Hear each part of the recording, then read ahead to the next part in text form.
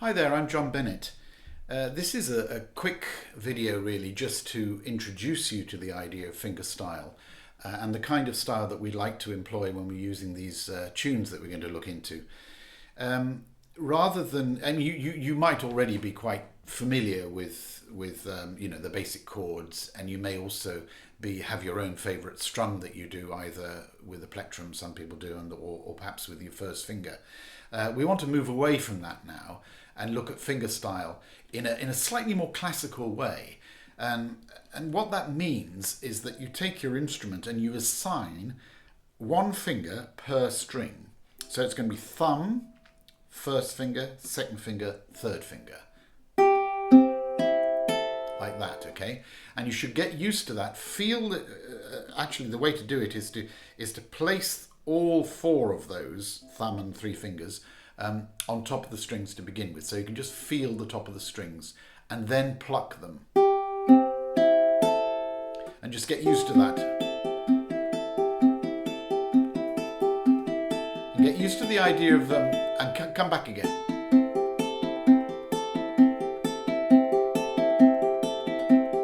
Okay.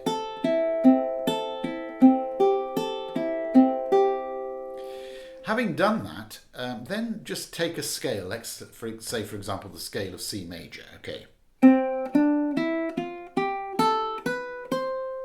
Now, it's not so much what I'm doing here, it's here that I'm looking at the moment, because what you need to do is as I say, always slavishly keep one finger per string. So if I'm going up the scale, it would be first finger, second finger, second finger, second finger, third finger, third finger, third finger. Okay, on these strings here.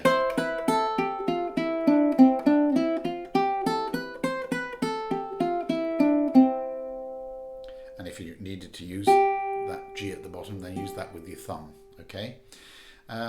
If you can keep strictly to that, you won't confuse yourself too much. So if we're doing, for example,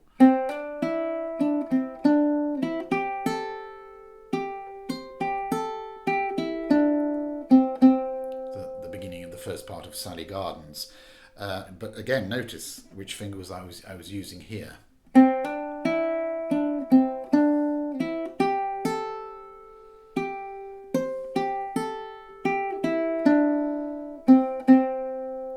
If you find you're straying across with your first finger going from there to that string of the first finger, or maybe to the top one, or maybe your thumb is going up, it's basically going to confuse you.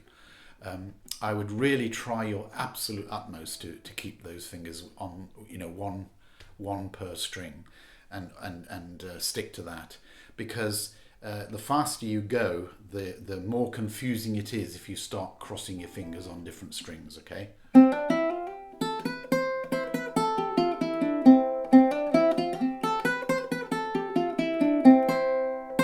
Just little exercises,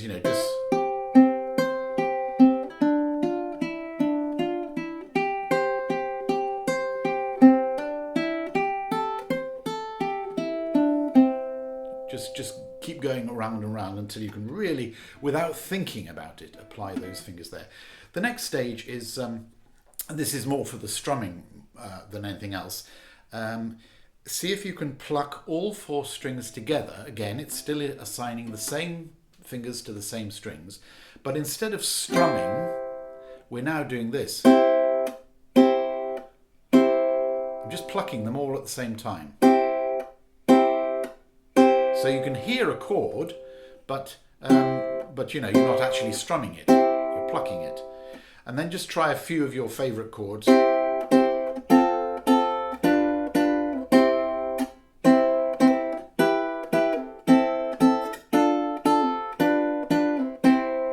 Okay, so you get really used to that idea. Sometimes what's happening is that I go back onto the top of the strings to make it even shorter. The note, instead of letting it ring, I'm going back, but just touching the top, like that. See? So you...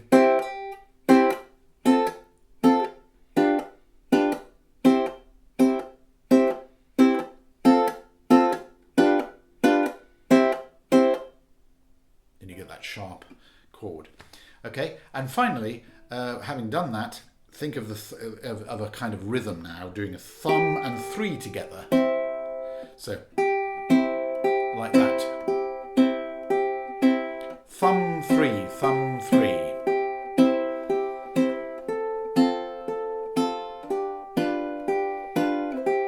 It's kind of an umpire rhythm, but you'll find it's very, very useful. Of course, we'll do other styles as well, but I'm just thinking that would be a very basic, 4/4 rhythm.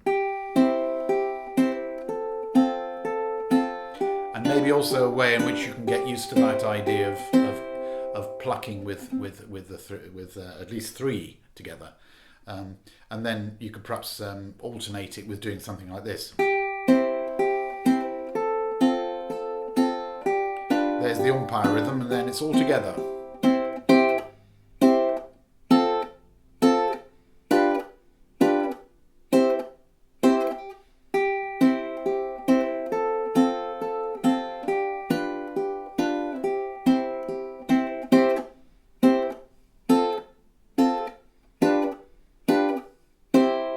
Okay, that's all you need to know at the moment. But remember that when you're reading the tablature of these tunes, assign those fingers to those strings, and then see if you can really discipline yourself to do that. Be great. See you there.